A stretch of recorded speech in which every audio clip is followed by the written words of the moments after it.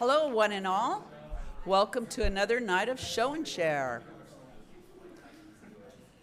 So, this is a time for us to show our projects, share maybe some defeats, lessons we've learned to help the rest of us keep from maybe burning down the building or losing our fingers. Very important, we believe in safety. So, could somebody, who signed up? How about you? Come on down, Cynthia. And I'm going to grab the sign-up sheet.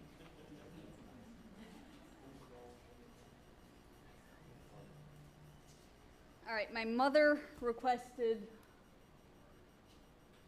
some pants, and she actually chose the fabric and the pattern. She liked this one because it comes with pockets, and there are 4 variations, so she can have basically the same fit, but they don't all look the same. So we went with a B, which has a drawstring, because she's going to be walking on dirt roads most of the time when she wears these, and she wanted D, which actually you can't really see it very well in this. Let's see. But it laps over. So it's really a double ply in the front, but it scallops. So you can't really see with the fabric. She chose the D ones, so I'll show you that when we come around, and I'll let you look at them. But that's how these turned out. And they actually fit. I did use, most sewing patterns have extra lines in the middle of them where you can petite them if you're short. And so I did shorten these at the pattern stage by 2 inches, and they turned out just fine. But you can see how it laps over, so you have plenty of coverage when walking, but it looks dressier. So these were made from the exact same sewing pattern, with just a couple of different pieces at the bottom.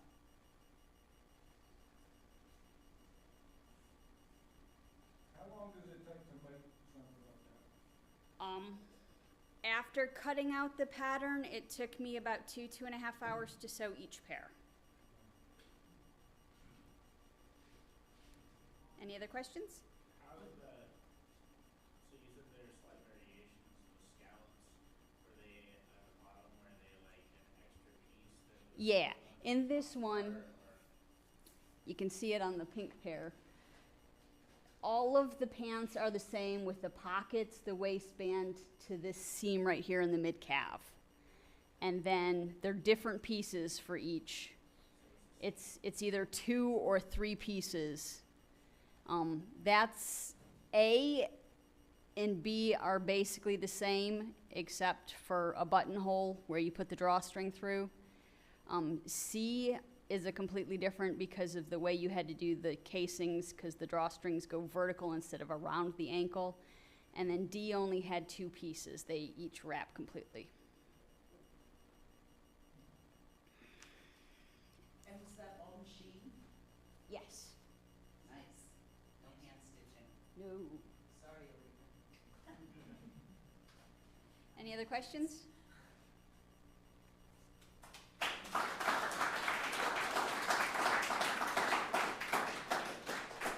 Thank you much. Next up, we have John with a bookcase.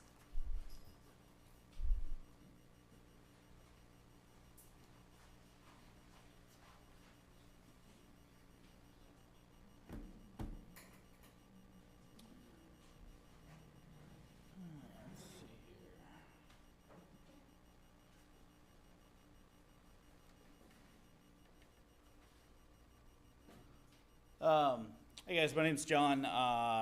So my wife tasked me with filling in an odd gap in our basement, and we determined that we wanted to put a bookcase in there. So this is hey, I'm going to do this in 4 days project that I just finished about, between Christmas and New Year's, and I just finished last week. So, so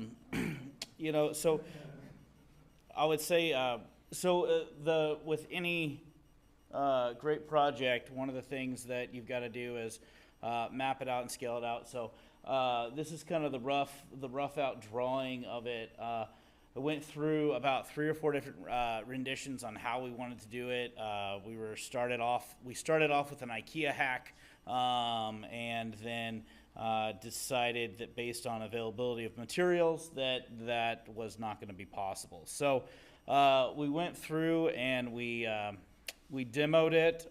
She took video of me, obviously using the sledgehammer to go through the wall, which I find very, very inefficient. But we ended up taking the wall down just because it gave us an extra half inch, because we were going to be sticking out into the walkway already.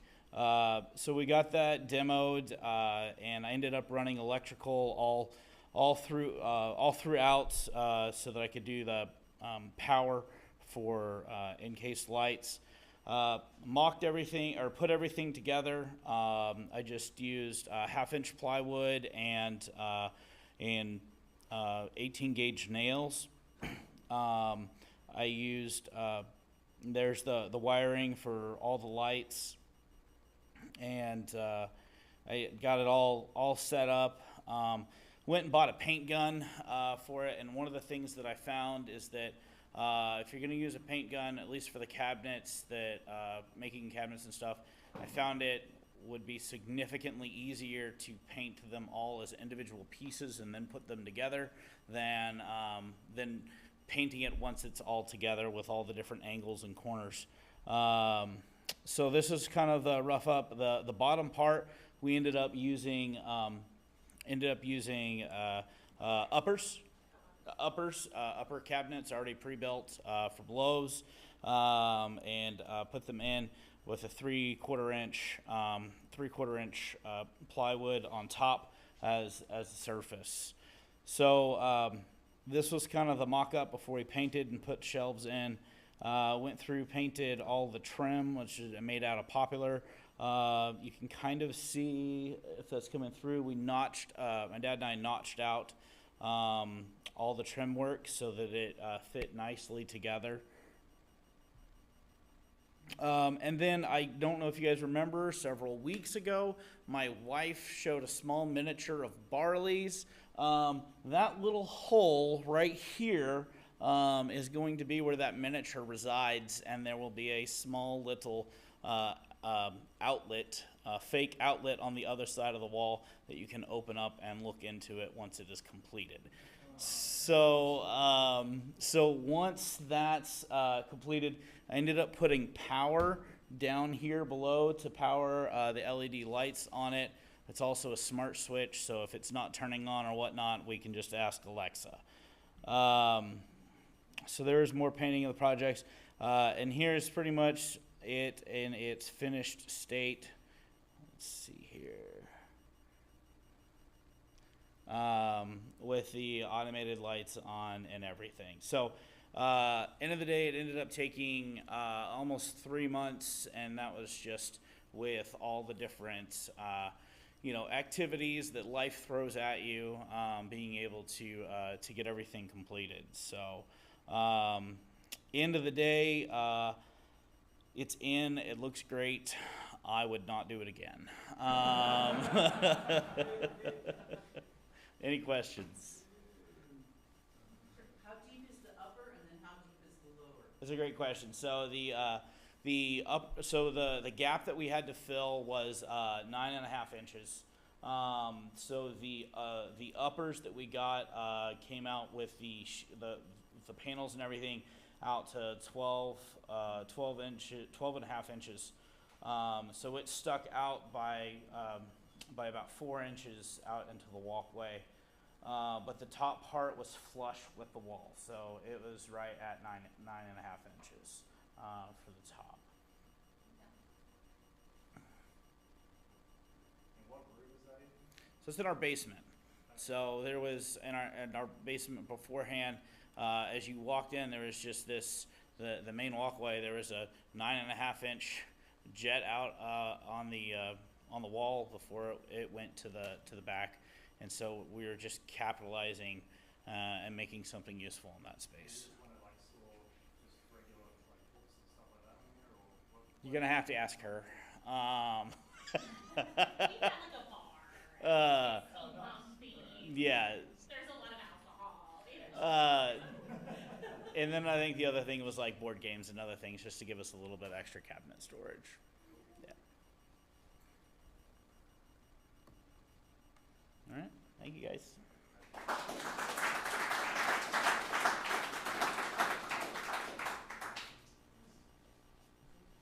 I like that last question. So is it full of alcohol now? Ready to go? It's ready to go. Yeah. Just gotta load it up. All right. Okay, next up we have David with a tarp ridgeline.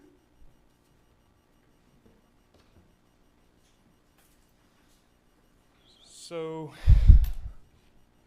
this was a quick little project that I did the other night after I went camping because my components showed up while I was camping.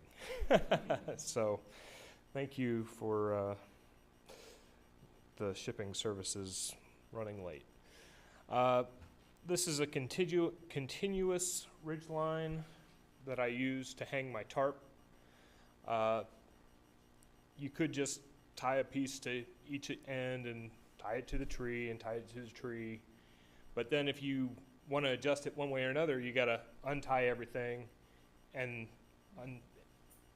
get a little slack and then retie it and tighten everything up on the other end. This is designed so you can go from tree to tree, set it, and then these soft shackles can slide up and down the ridge line so you can, I want my tarp 6 inches to the left, okay, 6 inches, and just tighten it up at the other end. I did splice these soft shackles. Pretty simple. There's a loop that compresses on itself under tension. And if you open it up,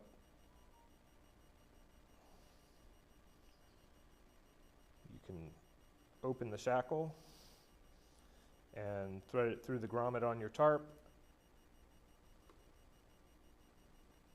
and then tighten that back up. And you can pull on it and it's not going to slip out. This knot that connects the soft shackle to the ridge line is called a prusik loop, and what it does is when you put tension on it, it bites into the line so it doesn't slip. But if you slack out, if you move it from the top, you can slide it freely. The knot is a prusik loop,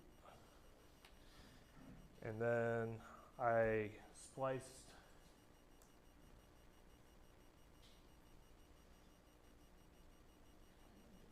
I don't know what to do. There we go. All right. So I just back spliced a loop on the end of the line with a little hook. So I don't have to tie it to the tree. I can just hook it back onto the line and it'll hold itself. And then I have another wedge style fastener on the other end. That's also can be slipped up and down the length of the line for easy adjustment. So I don't actually have to tie around the trees. Just a quick little project, thought I'd show you guys. That's it.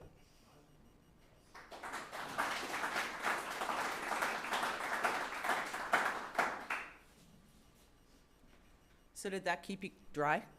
It was pretty rainy Sunday. We were leaving, so all the tarps came down. Very nice. I think that was always the hardest part for me for camping is coming back with all the wet tent and gear. And it is. But enough about me. We want to hear more about some making. How about Russell with some hats? Yeah.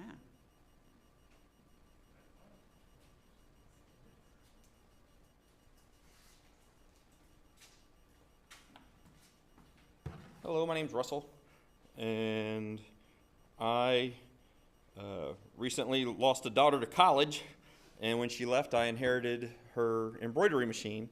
So I decided I would try to make it work, and I guess that goes that way. And so if y'all have seen the embroidery machine in the back, it's very similar, but I had all that stuff, but what I didn't have was a way to make hats. I wanted to embroider some hats. I'm going to a barbecue cooking contest next week, and I wanted my team logo on my hat. And so we're the Cadillac grills. That's why it looks like a Cadillac symbol. And it was a really simple piece. It fits into the hoops, similar to what we have here and what most machines work on. And you know, when you see the, everybody like Calvin and Hobbes? Oh, it doesn't go out far enough, I'm sorry. Oh, there we go. So like, you know, you have the hoop, and this is doing a shirt, but you have the hoop. This fits inside of that, and what you have to have is to be able to keep this material from jumping around while you're doing the sewing, because the whole hoop itself moves rather than like in a CNC machine where the bit or the needle would move. You have to move underneath the needle with the fabric. So it's a great insert. You could probably have someone 3D print one of these that would fit y'all's hoops here, and people could do hats here too. But so this was my project.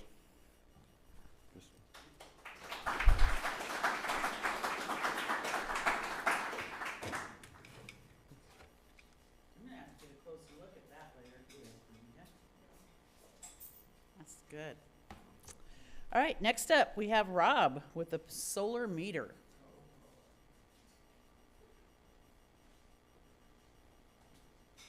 So to continue, last week I was showing you my little solar controller, that little mini solar controller.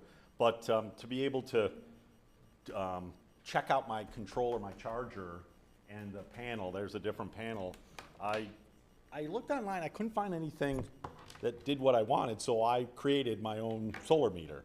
And you can see there's lots of extra cables. These are just banana plugged in. But if I put it underneath here, I can show you, I think. Either I can get it to focus. Right, and what it does is it automatically turns off. Can I get that to focus? Hang on, I bet you if I back it out a little bit here. Maybe, maybe not, I don't think. What do you mean it's not HD? If I get it. Yeah, let's try doing that. These lamps, right? Wrong one. That's on.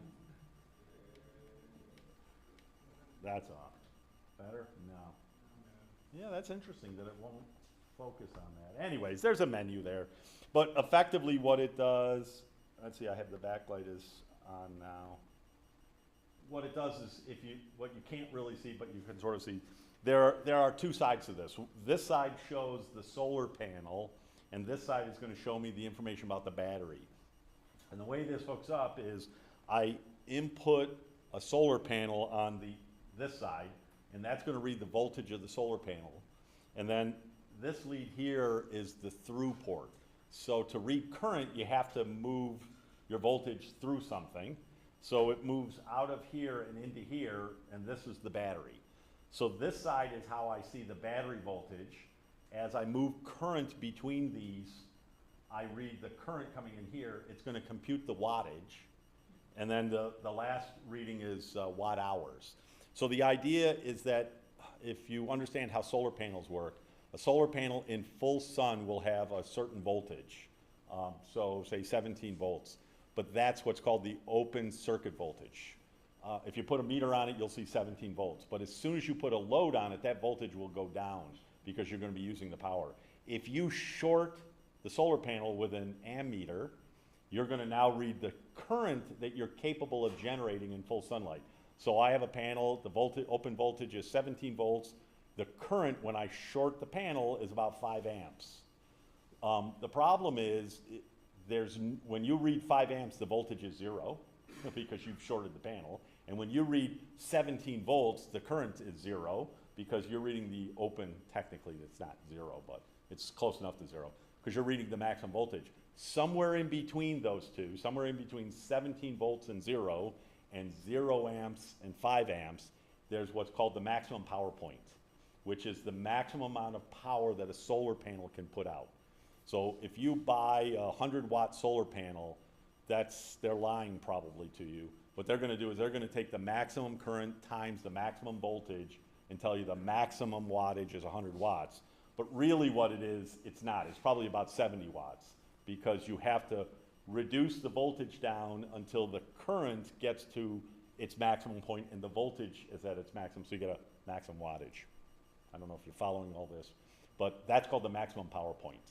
And this meter will help me calculate the maximum power points, because what it does is I can load the solar panel until I can, this third reading here is wattage. So what happens is in full sun, when I put a solar panel up there, in full sun, if I have 0 load on it, it'll give me a maximum voltage, and I keep loading it until I get my voltage down, but my wattage at its maximum point. And I have a small panel, I'll just show you this little panel. I was experimenting with him just yesterday. It only works well in direct sunlight. You gotta have like full sun so you really know. But here's a little panel I created. I think that was a 2 last time, there's a little 4. So this little panel, and now I do want the other lamp. Hit the right button here. So this little panel in full sunlight has it's normally about 2.5 volts is what this is reading, but its maximum power point voltage is 1.9. So if I load this panel in full sunlight and reduce the voltage out to 1.9, I get something like 300 milliwatts out of this panel. If I bring the voltage up, the milliwatts goes down to like 10. If I bring the voltage down, but try to let the current come up, it won't. I'll get the wattage down to 10 again, 10 milliwatts. So somewhere in between, if I just adjust the load exactly right, I get a maximum power out of this little panel. So now, and what I did is using my meter, I was able to see it was 1.9 volts.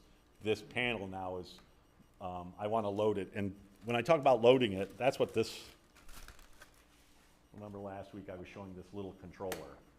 The controller loads the panel to charge the battery. And I want to make sure this controller loads the panel exactly right at its maximum power point, so I get the maximum power out of the solar panel to charge the battery with the maximum. If you go to a Home Depot and you buy a solar panel and say, hey, charge your car, right? It's a 12 volt. It doesn't actually work that way. Your panel is going to depend on how much energy you need to push into it. The panel's not really going to do what you want. You're not going to pull the maximum power. So what you need is an intelligent controller to do what's called MPPT, maximum power point track. Those controllers about 3 times more expensive than a cheap little solar controller. And what I'm working on is designing my own MPPT controllers so that I know exactly how they work. And the only way you can do it is to be able to see all of your voltages and power. So that's why I say. So the last thing I'm going to show you real quick is just the internals. This guy is not like my little circuit board thing. It's a prototype. And if I don't pull back a little bit more here. So this is, basically there's an LCD back here. Let's see, this is an LCD controller. This is an ESP32 Wi-Fi capable chip. So right now I'm writing the software for this. It's a very basic version right now, but this will eventually be Wi-Fi capable, which means that I can set it outside on a table when the sun comes and goes, and I can sit inside and monitor the meter remotely because it's Wi-Fi connected. So this will have Wi-Fi capability. These are the little controllers for monitoring the voltage and the current. And you can see I wouldn't call it an air, but I'm still going to call it an air. I use very small wires, which I didn't realize till later that I can't hook up my 100-watt solar panel to this because I'm going to have way too much current moving through this thing. So by the time I want to do that, I'll have Rev 2 going with this. This can easily handle the current from a little panel like this without thinking about it. But as soon as I get over about 10 plus watts, these wires are going to heat up pretty bad. These little devices here will handle the 100 watts. It's just my wiring was not. I was in a rush. had it all sitting on the board, and I said, I gotta put it in a case. Oh, and off to the side, you can see, it has its own battery support, and what you're not gonna be able to see, you can ask me later, or we can see in here, that little display tells me how much energy is left in the battery. I'm currently at 90% on my, my battery, so. Will it charge off of the solar panels that you're, No, it, it will not, because, and as a matter of fact, I did sort of think about that, but I thought, no, I want this to be the meter. It's kind of like your regular ammeter or your regular voltmeter, right? It's got its own battery inside, and you don't worry about that. You just want it to do its job. Yeah. You want, Could you make a variant of that modulates the load so that it optimizes that point for you? so the answer to that is that's exactly what this is for. These two, it's not that this will do that for me. In between these two ports, I put my controller, which will do exactly that. It will look at the maximum power and read the meter and say, hey, this is where I want to be, and automatically do that adjusting. And I'll know that it's working because the meter will be able to see that. And the other side, remember I said there's a second side to this over here, is the battery. So I can see how much energy is going into the battery. The other kind of fun thing that I guess I could say I intended it to do, but it works very well, is this side shows plus and minus. So if energy is going into the battery, it'll show, say, 1 amp into the battery. If the sun goes behind a cloud and now the battery has to run your device, the energy is coming out of the battery, this will show negative 1 amp as the energy comes out of the battery and goes into your device, not the meter. Question? So what is your end game with this? My end game is an MPPT controller for 500 watts, actually. For home use on this? Oh, actually, that's the part I don't know. I don't know what I'm gonna. My reason for asking is To make the pole barn have more energy on it, I guess, right? that's part of my reason for asking. I found some, I forget what size they were, but they were solar panels with snail trails. So they were like 98% efficient, so 100% efficient. And they were like $50 to $75 for their market as home use solar panels. Right. But the microcontrollers for, like for solar panels for home use in general are stupid expensive. Yeah, you can buy the PWM, the pulse width modulation ones instead of MPPT. They work. I have a couple of them that I bought out of China for 20 bucks, but they're not very good. And it didn't take, I was able to do something like this, simulate this with 4 meters. I have a lot of voltmeters at home, right? I could put 4 meters on it and look at it. The downside about your standard voltmeter at home is when you set it to the current setting, it chews up a lot of the current telling you what the current is. And you don't really realize that. Those meters are not designed, they're more designed to tell you what the current sort of is, but they don't stay out of the way of the current. And when you're working at such low voltages and low current, they chew up more energy than my panel can almost put out. So I knew I had to design something that was a lot more efficient at reading the current, which is what this ends up doing, so. That's awesome. All right, oh, one more question? Can your, out your controller, Uh-huh. can you have a different voltage, independent, can you have an independent output voltage based, that's different than your battery voltage you're charging? I mean, usually when you're charging a 12-volt battery, you have to give it 13 volts or something. to Correct. charge it. But can you somehow, Yeah. regulate that through your Yeah, so- DC converter or something? Yeah, I like to use what's called a CPIC. If you go look up a CPIC converter, that's a nice design. It can take a higher or lower voltage than the output voltage. So a CPIC converter can take, say, 5 to 25 volts input and output 12 volts, right? It works a little bit like a joule thief, if you ever look to see what a joule thief is. It's similar to something like that. But there are lots of designs, by the way, not just CPIC. I just personally like that design. But yes, exactly that, to be able to change the voltage coming, the solar panel, adjust that voltage coming in, so that, but my output voltage needs to be constant, and I also want to load it depending on how much current I draw off the panel, so I get that maximum power. So what is the cost savings of something like this versus buying something similar? I couldn't find, I don't, That's No, the closest I could find is they make commercial versions for the big commercial installers that handle, you know, 1,000-watt setup. The problem is they don't work well with this, right? They have a minimum current of an amp or something, and it's, you know, I'm working in the microamps here with this ultra small panel. The idea on an ultra small panel is that what I want to do, again, end game, is to have a small little box that has a solar panel in it and a Wi-Fi device that sits out in the shed looking out the window to get its power, and I don't touch it for 2 years. It just relays weather, temperature, and things like that, and it just sits idle on its own. And a small little panel like this can drive it and have it wake up every now and then. A small little battery. I mean, I have these, I didn't bring that out, but somewhere in one of these pockets I have a small battery that, like this, right? That little battery could very easily get charged from a panel that size during the day, and a small little Wi-Fi controller could run in the shed all day long. And again, relay weather information. I want to be able to have something that could go into space that you never can touch again. I'm working on some satellite stuff with some friends, and so the problem is you need to be able to build something that you can never touch again. If it fails, it's in space, so it doesn't matter. You can't get to it. So. All right.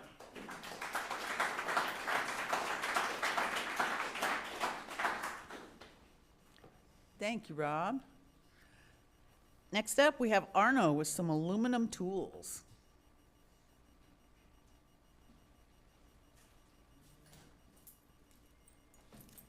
So last week I showed off these steel taper gauges that I made, and so I decided to do something similar this week, but this time with aluminum.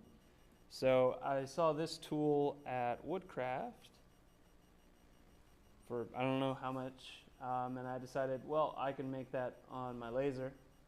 So I cut it out and etched it. So it's just a little angle checker. You just put your piece in there to check the angle. And then I also tried my hand at making this little thing.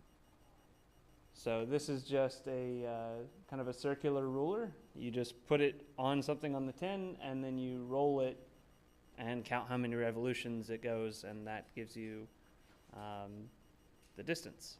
You can see on the back side I was a little bit off because it's a little lopsided, but the top side looks okay.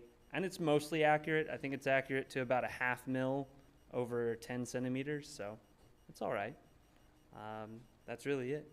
So I'll pass these around.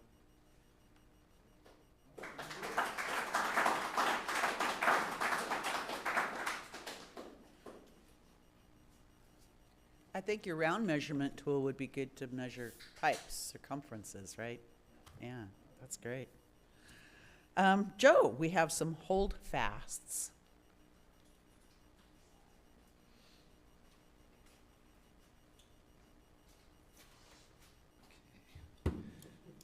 Hello.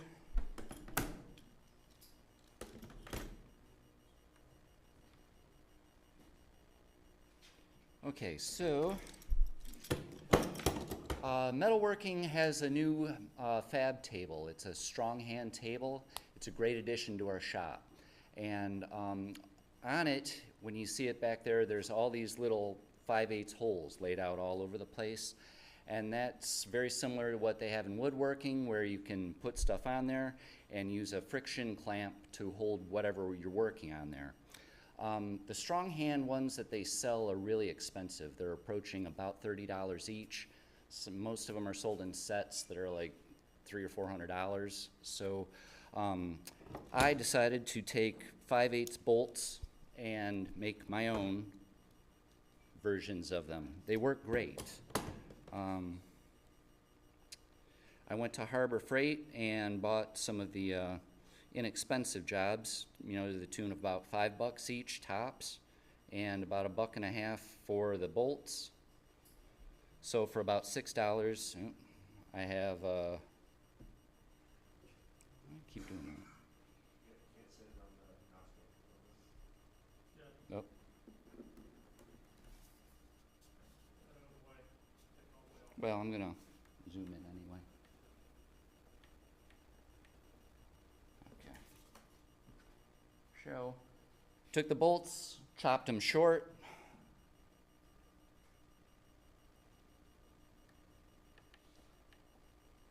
These are the original clamps all together. Come on. There we go. So I lopped them in half, or at least cut the parts off the C's. You can see that they used to be, that's a C clamp, used to be a vice grips, and that was a bar clamp. Oops. And I welded those bolts onto the end of the parts that I cut off there to make these things, and they fit into those little holes pretty nicely. So they end up going in there, and you can clamp down on the stuff and hold them in place while you're working on it. That's how the bar clamp one works. The C clamp one, there's different versions depending on what you want to do. All three of them together. And you can even get them to hold blacksmiths down.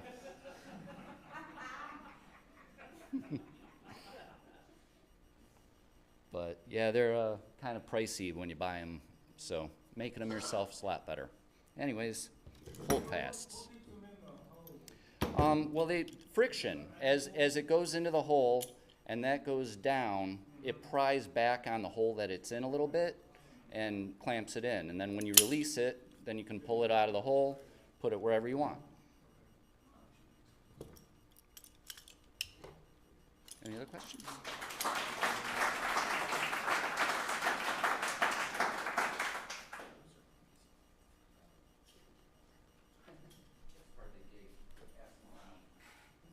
Thank you, Joe. So we've got some announcements. I'm happy to say we now have a new site, if you will, on knoxmakers.org. It's called Swag. So if you want to get t-shirts, hats, bags, maybe an apron or some stickers with Knox Maker logos on it, head on over to swag.knoxmakers.org. I'd also like to remind everybody to put any of their storage in a tub when it's on the rack. We have tubs here if you don't want to purchase your own. You can purchase from here. We want to try and keep any of the obstacles from hanging out into the aisles. So please get your stuff into tubs. That is, going forward, going to be mandatory. Also, please get your name on the vertical storage if you are renting any of the vertical storage units. We also want to talk about classes. Don't forget those. We've got Woodworking 101 coming up Friday, 1 ticket left. Oh, there's 2 now. Okay. We have Laser Cutting 101 next Saturday at 10. 1 ticket left there, unless... No, still one left. Just 1. We have new member onboarding next Thursday, the 12th at 7 o'clock. I'd like to remind any of the new members that is required now to become a full membership. We've got a board meeting on the 15th. I saw that the Woodworking 101 class is up for the 27th. The hand-cut dovetails, is that still a... I thought that was 101. We have a mallet one coming up. It's sold out, so I wasn't going to mention your mallet one. Yeah, the 21st is hand-cut dovetails, 27th is 101. Yeah, hand-cut dovetails on the 21st. Woodworking 101 on the 27th. Anybody can teach a class. Just talk to the czar of your zone.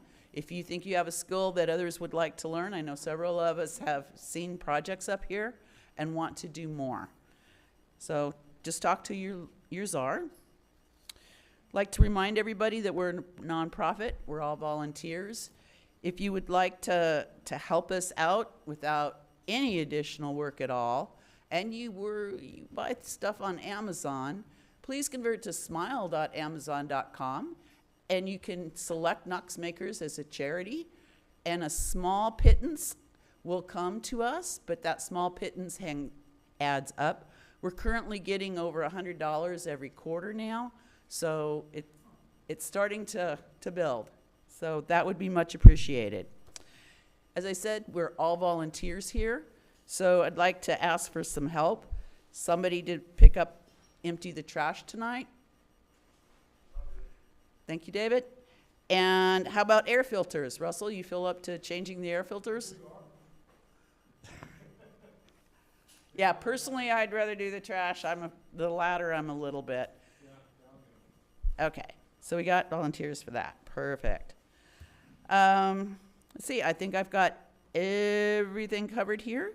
So if anybody is here for the first time and you'd like to have a tour, talk to somebody with a red badge, if you have questions, do that. If you'd also like to talk to anybody that was speaking, to know more about their projects, feel free to do that, or anybody that's making anything in the shop. So let's go make some stuff so we can get some more questions on how to. Thank you, everyone.